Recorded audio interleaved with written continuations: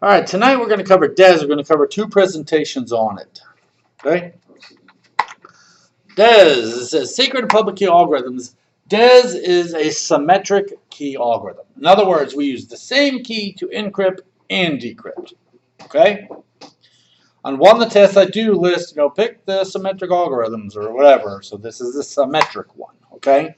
We use one key for encryption and decryption. So what happens if me and Juan are transferring data? Do we have the same key or different key? Same key. Same key. Juan loses the key or gets compromised. You're We're both good because that was only one key. Okay? All right. So we take our plain text, encrypt it with a key. And that gives us our ciphertext. That's what this thing says there. Then we take the ciphertext, decrypt it with the same exact key, a little bit different algorithm, but still the same key, get back to plain text. And there's a fly in here. He's trying to catch it. Well, okay, yeah. There is one key per channel. So it's n times n minus 1 divided by 2. We talked about this multiple times already. We talked about, and you guys had to do that on the test, and I was amazed, and some people got those wrong. Hold on 1 second. Darn it. Okay. People listen. What the heck? Now, asymmetric, remember there were different keys. Okay. The odds are this will be on the test again, in case you're wondering. Okay. So what's the mathematical formula for calculating asymmetric? Isn't it 2n? 2n. Yep. So, okay. So that's nothing new right here. It's all old news. Okay. So DES is the top one. Now, so it says secret key, or also known as symmetric, same key. Okay. DES was known as the data encryption standard. Okay, we're going to learn a little bit about it here. We also have skipjack was another one. We will not be covering skipjack in this class, but it is another secret key algorithm.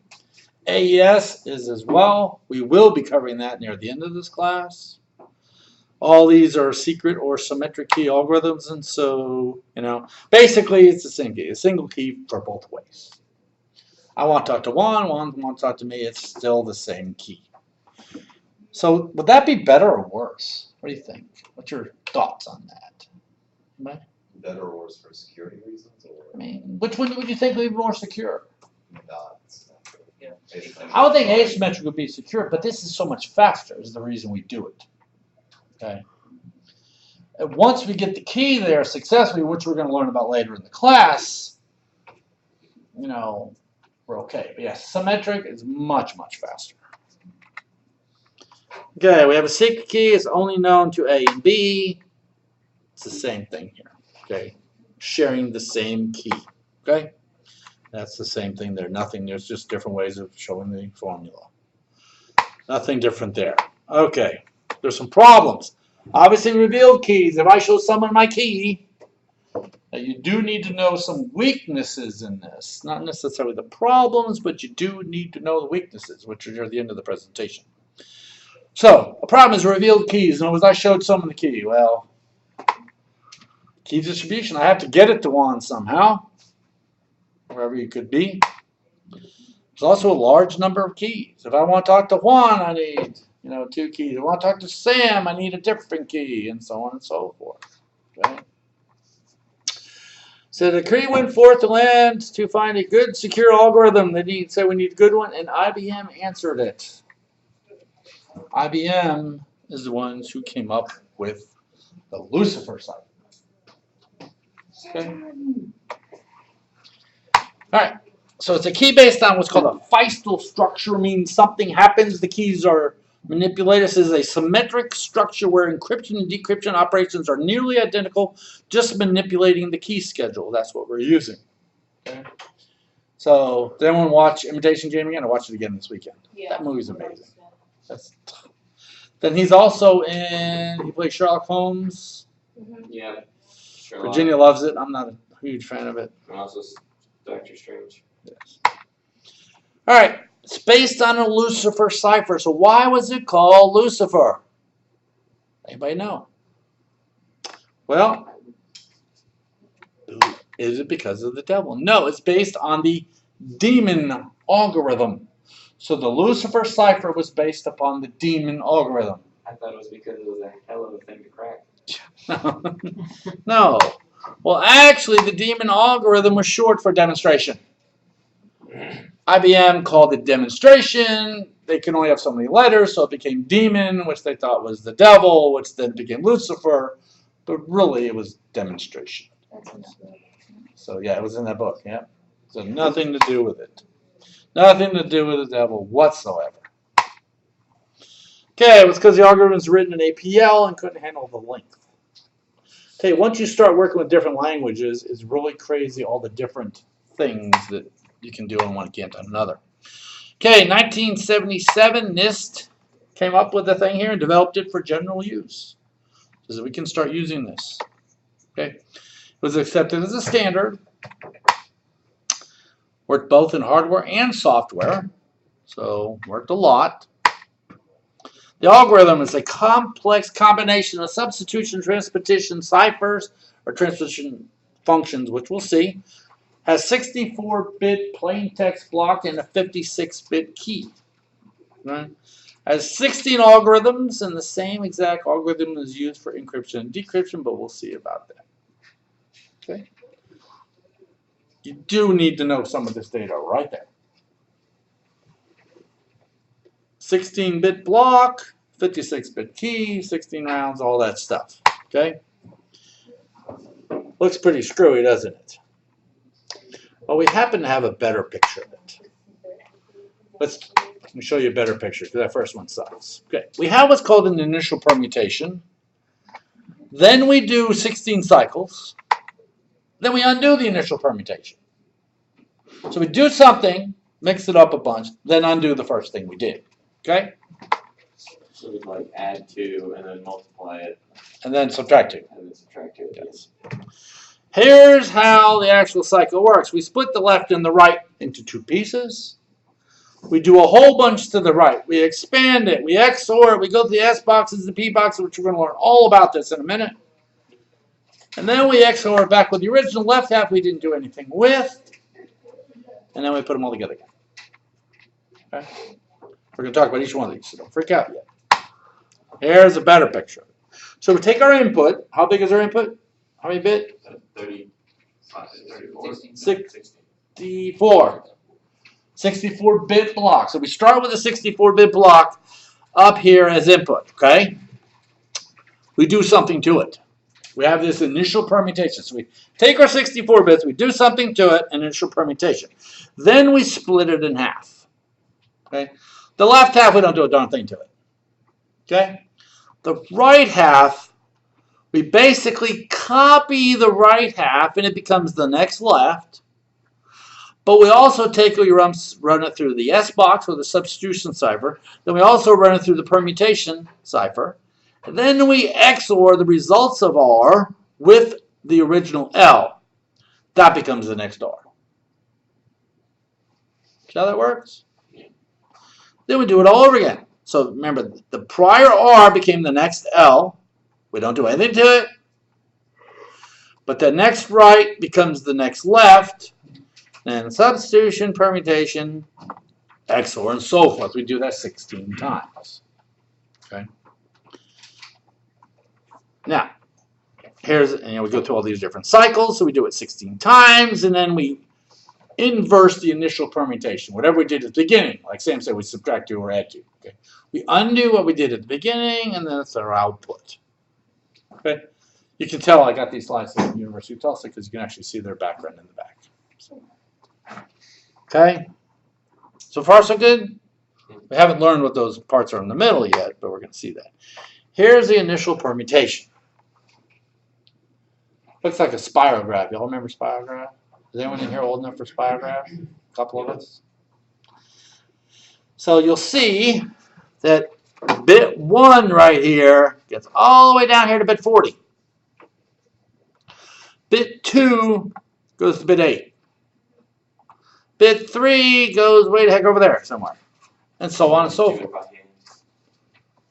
You're going to do an assignment on this, yes. But I have a little chart for you. It tells you exactly where everything goes. So it's very simple. Okay. So that's our initial permutation. So basically we're just moving stuff around for the most part. here's what happens. So bit 1 goes to 40. Bit 2 goes to 8. Bit 3 goes to 48. And then 16 and so on and so forth. Okay? See how to read that? So where does bit 41 go? 35. How about bit 55? 58. 58. Easy to read. Okay? So very simple to read, but your homework's a little different. That's okay. The final permutation is the exact opposite. See, if you look at that picture there, it's the exact opposite. We just undid what we did. Okay? Easy enough there? Okay? So 1 goes to 58. So the other one, if we looked here, 58 went to 1. You see that? 58 went to 1. And 1 went to 58. So we're just undoing what we did. Okay? Everybody see that? All right. Now here's the actual cycle. So we took our 64-bit block. You need to know that. Divided it in half. So now we have 2 chunks of 32 bits. Okay? The left side, we don't do nothing to it. It literally just gets carried down. Okay? The right side, we take those 32 bits, we expand it to 48. So we go through an expansion permutation to make it bigger. So the 32 becomes 48. Okay? Then we do something with it. Well, what we do is then we take our key. We have a 56-bit key broken into 2 chunks of 28. What we do is the key rotates each time, which we'll see that in a minute. So we take that key that rotates each cycle. That goes through a permuted choice box. So 56 becomes 48. So in other words, you only take part of it. So we take the 48 from the R side, the right side that's been expanded, the 48 from the key, we XOR them together. So we know what XORing is at this point. Have we talked about that yet? Let's cover it again, just in case we haven't. So XOR, actually I can do it right here. XORing is so very important. So let me make my font quite large. They should default it to like huge. Okay. So if I have a 1 1 0 0 0 1 0 1. Okay, and I want to add a 0 1 1 1 0 0 1 0. Okay. Oh, right. XOR is one or the other, but not both. So I have a 1 and a 0. So one or the other, but not both. So what does my first one number become? 1. How about the second one? 0. 0. 1. 1. 0. 1 1 1. That's XOR. One or the other, but not both. Okay? Everybody see that? You have to know how to do this, or you're going to have problems. Let's change it up. Let's do it again. Okay, what do we get this time? 0. Wait, would double zeros also be 1 or? No. One or the other, but not both. There's actually something called NOR, but yeah. Really? XNOR. Yeah, I remember this now. Yeah, this back. You really just think of it as 1 or the other. Basically, you're either getting a 1 or you're getting a 0. Yep. No matter what. Make sense? Everybody got that? All right, so we XOR those 2 values together right there. Then we run that 48 bits back through a substitution choice box. We got to get it back down to 32. Because remember, the left is 32, and if I'm going to XOR them back together again, we got to get that 48 down to a 32. So we bring it back down to a 32. Then we run it through a permutation box. Then we XOR them together, and then we start again. Okay? Now let's talk about each one of these boxes. Here's our expansion permutation. So 1 goes to 2.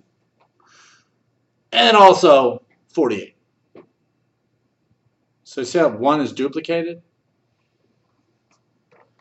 Look in this chart. 1 goes to position 2 and 48. You got to do this for homework, so make sure you understand this. So bit 1 goes into bit 2 and bit 48. Everybody got that? Bit 2 goes to bit 3. Bit 3 goes to 4. Where does 12 go? 17 and 19. 17 and 19. So some of them are copied into 2 locations. Some go to a single location. Everybody see that? And these numbers are hard-coded. Okay. Okay, here's our S box. Remember, this is where we had to go from 56 down to 48. So we take out of bits 1 through 6, we end up with 1 through 4. Okay, we're going to see how to get rid of that. We get some of them. Okay, then these are extra. Okay, so here's the key for that. You do not have to do homework on this one, just because I haven't created one yet. One of these days I'll have it created. Okay, so the S box gets rid of some of them. You do not have to include this on your homework. Right now you're doing the initial permutation and the expansion permutation. Okay, here's the P box for permuted choice. Okay, just move them around again. We're not expanding or contracting at this point. Let's talk about each one. So, to reiterate, remember, 64 becomes 232s. This 232 gets expanded to 48. Remember, like 1 went to 2 and 48. Our key, the 56, gets brought down to 48. The 248s get XOR'd. The S box, some of those got dropped off. You do not have to do that on your homework. To bring it down to 32. Then we have our P box, and then we XOR those two. So far, so good? All right. Here's the key shift. Cycle 1 is shifted 1. Cycle 2 is shifted 1. You do not need to know these numbers.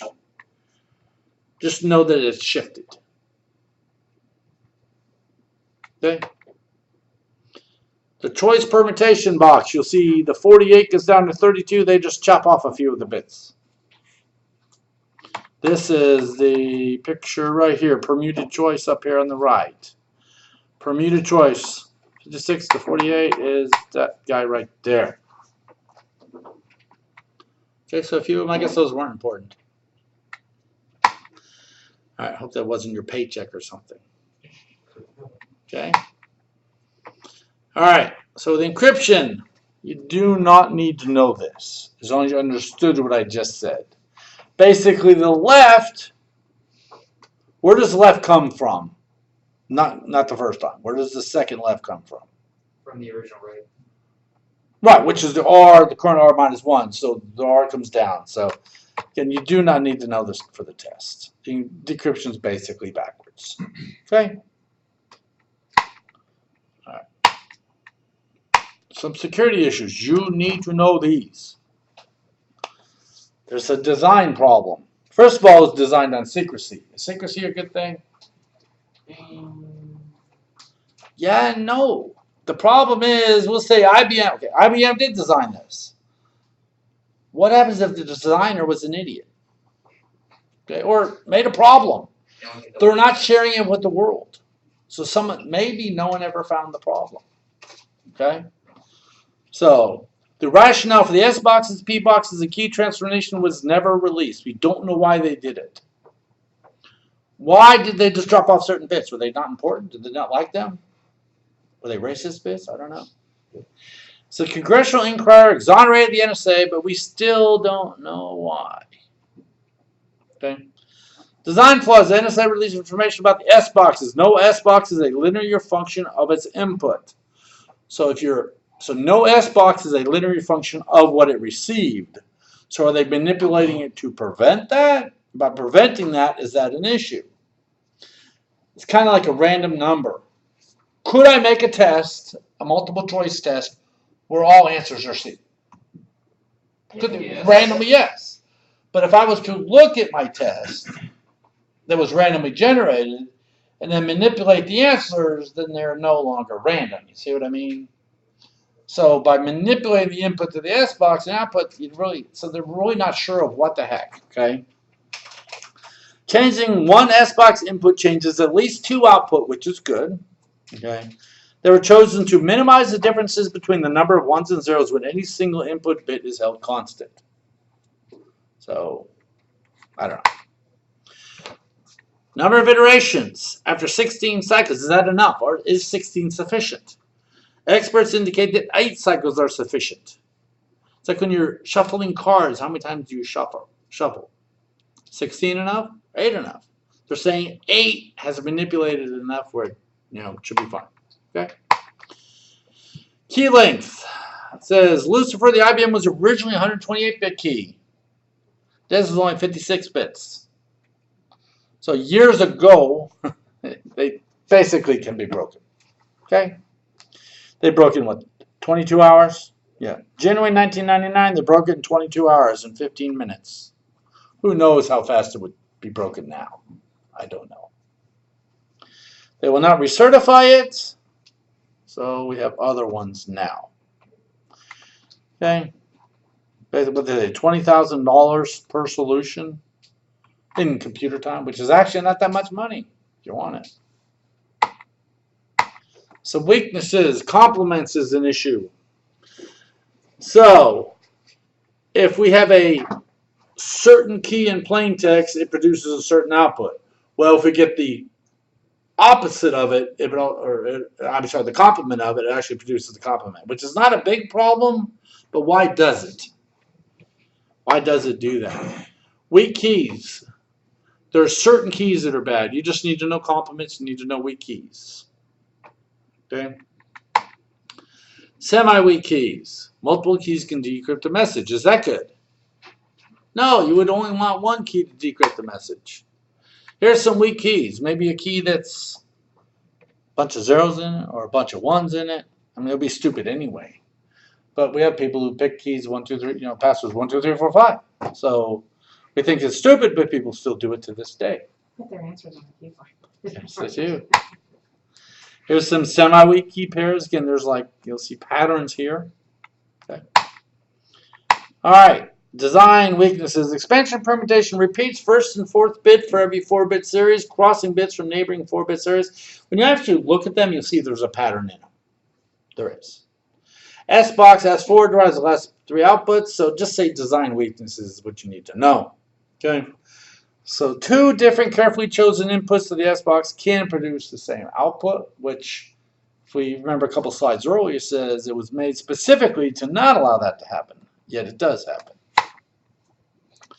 Key clustering says 2 or more keys produce the same encryption. We don't want that either. You only want 1. Okay. Differential cryptanalysis. This is a powerful code-breaking technique. Yes. Using carefully selected pairs of plain text and subtle. So what they're doing is they're taking their text, modifying it just slightly to see if they can figure out what's happening to the output. Okay. Basically, they're saying no, they're not going to do it. They're not going to recertify. Okay. All right. What about double encryption? So we know it's weak. So what if we use 2 56-bit keys back to back? So we encrypt with a 56-bit key, and then encrypt it with another 56-bit key.